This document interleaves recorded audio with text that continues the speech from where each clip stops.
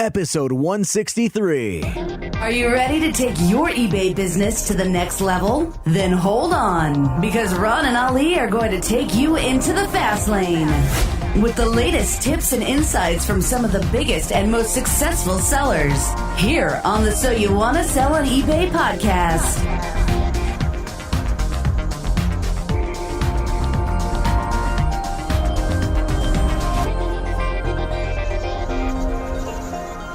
Welcome once again to another episode of So You Want to Sell on eBay. I'm Ron LeBeau. And I'm Ali Young. Hey, everyone. We have with us today from Texas, Ari Hofman. Ari, how you doing today? Doing great.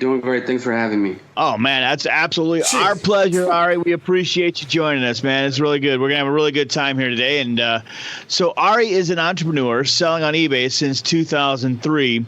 And what started out as a hobby in college has become a full-time business selling vintage electronics and other discount items. He's a new father and enjoys the flexibility that e-commerce provides. Wow. Cool. Let's go to the real important things here, Ari. How old is your son or daughter? He's my son's 14 months old, a year and 2 months. Congratulations, man. Congratulations. Yep. I'm still trying to get my head around vintage electronics. You know, I'm trying to work out, do those two words actually go together?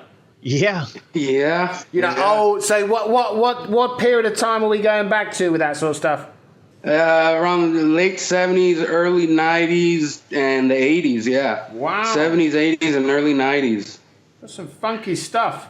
What kinds of things are you talking, like vintage? Are you talking like reel-to-reel and, you know? We do sell reel-to-reels, turntables, turntable needles, cartridges, VHS. VHS, the good old days, the VHS. And what about the one? What was it when the the Atari games or something where you used to put like the little tapes in the top of the console? Yeah, got Atari games on there too. Mental. So people buy it. That's great. That's lovely. Yeah, they love it. So I just got back from eCom Chicago, one of the best conferences for e-commerce there is out there, and I was talking to Jason T. Smith. Do you know Jason, Ari? No, I don't. You need to follow him. Anyhow, he was telling me that cassettes are making a huge comeback. He is selling a lot of them and for pretty good prices as well. So that's impressive, right? I mean, really, you know, I would have thought that the days of the cassette tapes are gone long ago. And he's telling me that there's a record store down by him in Vegas that actually has a cassette day where, you know, they give discounts on the cassettes for that day. It's pretty impressive, man. You even got like floppy disks and everything. So where do you are you raiding sort of dumpsters or something? Where you sort of like, without giving away your secrets, where you No, we're a brick and mortar store. Okay. And this is just stuff that was left behind, and I got on eBay and just started hawking it. Yeah. That's actually a good point. Sorry there, Ron. You didn't ask how I was doing, so I'm going to cut you off. So that's a good point, actually. So do you find brick and mortar store harder than an eBay, or what would you say the difference between those two things are? No, look, our brick and mortar store is in a part of town that's pretty dead. So I have employees that weren't doing much and got them working on eBay. And yeah, the eBay is a lot harder, I think, than a brick and mortar. Right. Really? Yeah. In what way? There's a lot of gears and things that are into it. Like I have people working on just shipping. I got people doing the labels. I got people listing. In my opinion, you just have to delegate and it's really, that's the only way I feel to run a great successful business on eBay. So like divide and conquer, right? Yes. That's cool. So when you talk about all these, you make it sound like you have a real crew for you. How many employees do you have? We run a team of 6 people. Wow. Okay. That's pretty impressive. How long have you been running with 6 people? Because I'm sure you probably did not start that way. No. I want to say like 2 years. 2 years ago is when I started taking this seriously, and yeah, I needed to upgrade my staff for this. Upgrade? Oh, you're talking like this is you around the electronics too long. Upgrade your staff. That's impressive. So I'm guessing, and I'm just curious here, when you have a staff of 6 people, and I'm sure that includes you, what does that free up for you? I mean, what then are your obligations or your job? I handle more of the returns, dealing with PayPal. There's always chargebacks and issues, with unhappy customers that you have to go repair and stuff like that. Going and hunting for new items to list. Gotcha.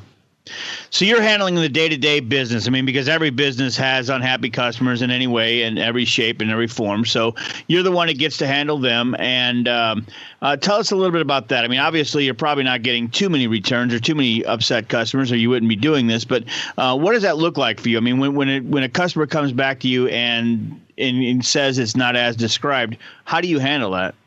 Usually, all my items have a 30-day free hassle-free return, So if it's not something that I can repair with just a partial refund, then, you take the return and you refund them their money. I think that's the easiest way. And the longer you make it to not give them what they want, that's when you have upset customers. You know what? That is sage advice. And I tell you what, you look like a very young guy. And I think part of it is because you don't let that type of thing age you, right? There are many, many sellers out there, mostly new sellers, that just let that return bother them to the point where they just can't stand it anymore. Like you're saying, you pretty much just need to write that off and move on. Is that correct? Correct. Cool. Very cool. So how do you store all this stuff, though? Because, you got some nice, funky, weird-looking stuff. So have you got, like, warehouses and stuff? Or yeah, we have a warehouse. It's where the brick-and-mortar store is. The brick-and-mortar store is around 120,000 square feet. And so, yeah, it's stuffed to the gills. Okay, so your eBay store, just so everybody knows, is Wolf's Big Bad Garage, right? Okay, that's really cool. I love it. And like Ali said, you got a lot of really cool things in here, very unique things for sure. I'm guessing your nickname is Wolf? No, Wolf is my father. Ah, okay. Okay, very cool. Yeah, you got a lot of cool things. Like, I mean, my gosh, are you an expert in all this stuff? Like laser discs, man. You're bringing back memories now. I grew up around this, I started working at the store when 6 years old. I had me hawking stuff right outside the store. So I grew up on laser discs. I grew up on betas, turntables, all that. Wow, and yeah, it didn't leave you for sure. So what line do you say, right, this isn't vintage? So, like, is it you won't bring in some modern stuff? You won't sell that? You'll only just keep it? Yes, I sell it all. Sell it all. If you can buy it for $1 and sell it for $2, that's a profit right there. Yeah, that's the addiction right there. Absolutely. So Laredo is a border town. We're the largest inland port in the U.S. So there's a lot of warehousing and distribution centers here, and stuff like that. They joke around that it falls off the truck, but no, these are people that need their warehouse empty, and you can always find deals like that around here. That's cool. So you said in the bio that you started selling on eBay as a hobby in college. How did that come about? What got you interested in eBay? Sneakers. I was buying and selling sneakers, and it was more of buying at first, and then I started selling them, and it just grew. Computer software. I was buying computer software with my student discount in college. And that's the one bad mark. eBay and Microsoft frowned upon that, and that was the end of that little niche. Yes, on to the next one. Absolutely. No, that's cool. So then you realized early on that, hey, there's something here that I can make money here, right? I mean, and just kind of picked up from there. Yeah. So very nice. So you're using free shipping on all this stuff, are you? You're doing that fast and free and all that sort of stuff? Yeah, I think as long as you integrate it in your price, the people I think get discouraged by seeing an extra shipping, and eBay, more importantly, wants everything fast and free. So, and they give you breaks on your final value fees. No, that's very awesome because, like you said, there's two schools of thought. We talk about this a lot, but there are really two schools of thought. Some people want to know what they're paying for shipping, and some people, you know what, I'm going to pay for it anyhow. Just build it into the price, and I'll call it good, right? So, I'm the kind of guy that likes to buy it now and know that the shipping is free and it's included. I know it's included. Everyone does, but I don't want to have to mess with that. So, I am like you. I think to buy it now with the free with the shipping built into it is perfectly fine. But how do you build it in? I mean, how can you know that won't go right to the most furthest point that you're in your country? The majority of my stuff ships out under 3 tiers. It's either first class mail, FedEx ground, or priority mail. And depending on the size of the item, I can give or take that, shipping something small, which is, first class mail, do $2 to $4 on shipping added. If I'm going to do priority mail, it's anywhere from $10 to $20. And the same with FedEx. If these are large speakers, I can kind of, guesstimate that it's going to be around $40 to $50. Guesstimate. So that just gets thrown into your price. I like that word. Guesstimate. I've never heard that word before. That's awesome. So cool. I mean, I suppose it's just trial and error, and you sort of, like you say, what's working, what's not working, stuff like that. Yeah.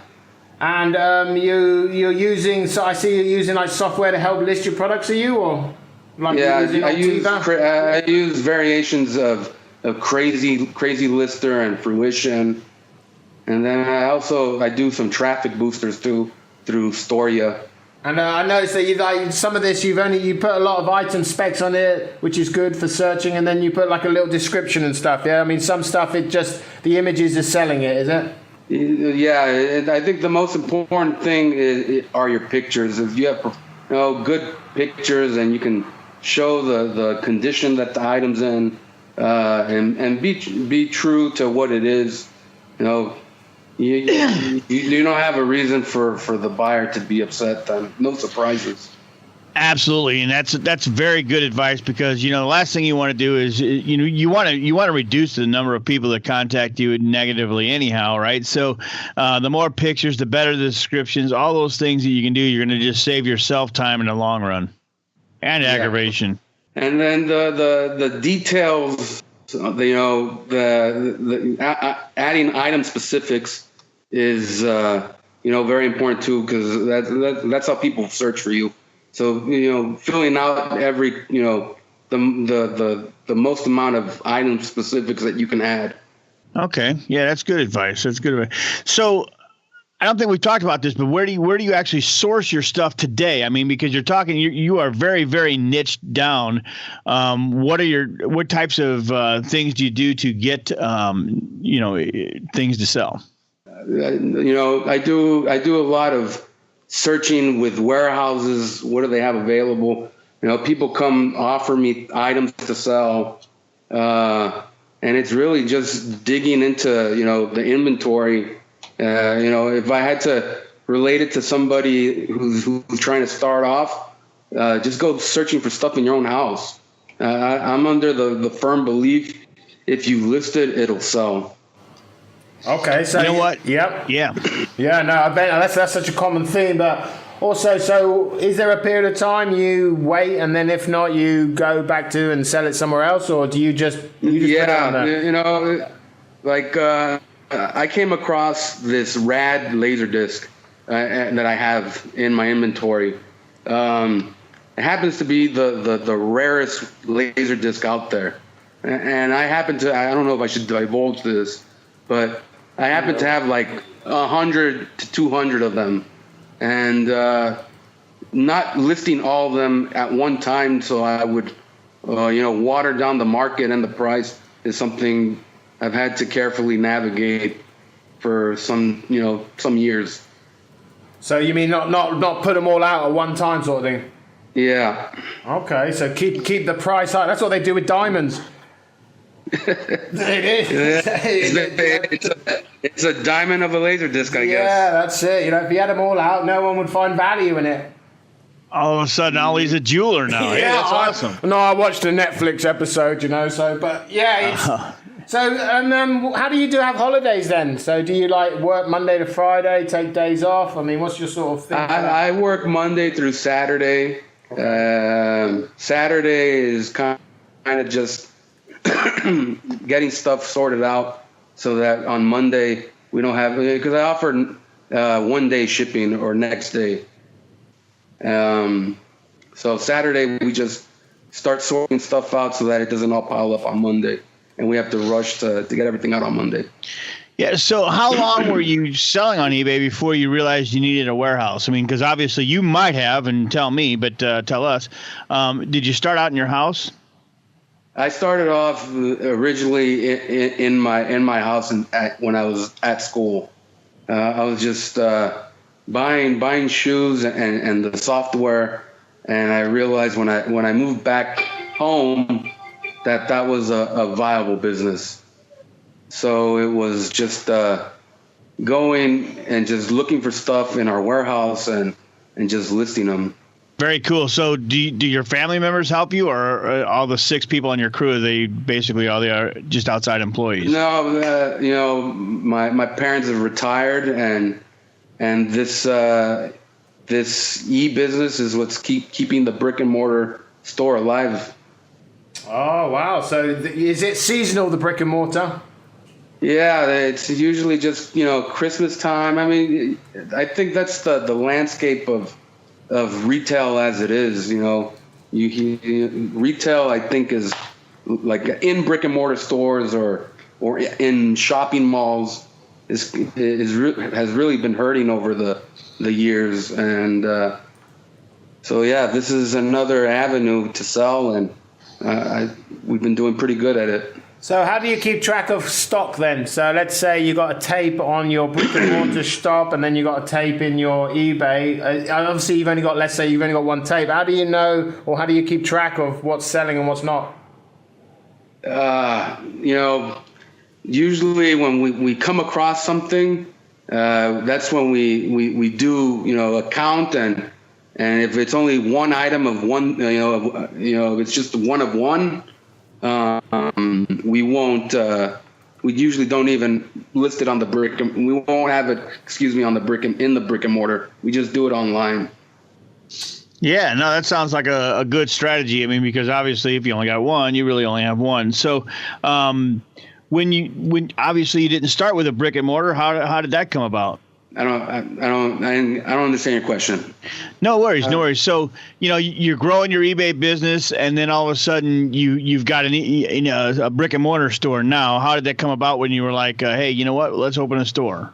Oh, no, the brick and mortar store was here. It belonged to my father.